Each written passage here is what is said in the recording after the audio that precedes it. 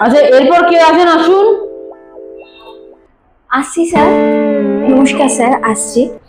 আসলে আমার নৃত্যকলা বলে একটি চ্যানেল আছে।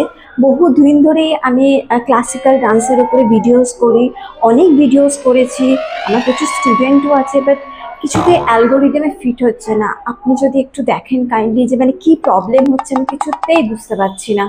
আচ্ছা দাঁড়ান, দেখছি আমি।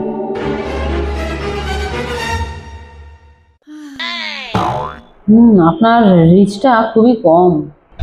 হ্যাঁ স্যার, ওটাই তো আমি বলছি। আমি তো time to time daily content post করছি, এক্সাক্ট টাইমে পোস্ট করছি, একদম পুরো প্রপার সব কিছু গাইডলাইন মেনটেন করে করছি, এবং আমার নিজস্ব কন্টেন্ট কোথাও থেকে কপি করে না, একদম ডান্স পারফরমেন্স সেটাও আমার নিজের সমস্ত কিছু পোস্ট করছি।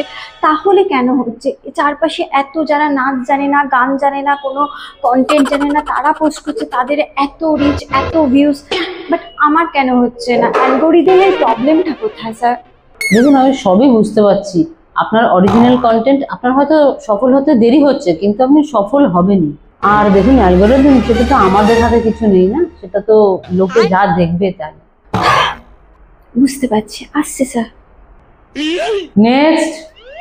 আসছি স্যার। ও আপনি? তা আপনার তো এখন চ্যানেলে ভালো রিচ, আপনি এই সময় এখানে কেন? আর কি বলবো স্যার, আমার তো বেশ চলছিল। শাম হে ধুয়া ধুয়া, হা হা হা হা। থামুন থামুন থামুন থামুন। বাহ, যত সব।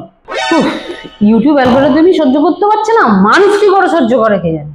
হ্যাঁ স্যার, মানে এখন তো খুব সমস্যা হয়ে গেছে। আমি তো এটা ছাড়া আর কিছু পারি না, কিন্তু এটা তো এখন করাও যাচ্ছে না। তাহলে আমি কি করবো স্যার? স্যার বলুন না কি করবো স্যার।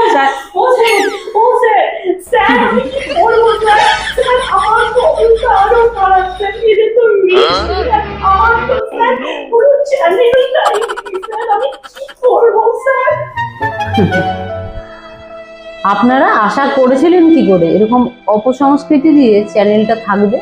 শর্টকাটে পাওয়া সাফল্য কখনো চিরস্থায়ী হয় না। এই জন্য সবাইকে বলবো যে রুচিশীল কন্টেন্ট বানান, আর তাতেই আপনি পাবেন সাফল্য আর সম্মান।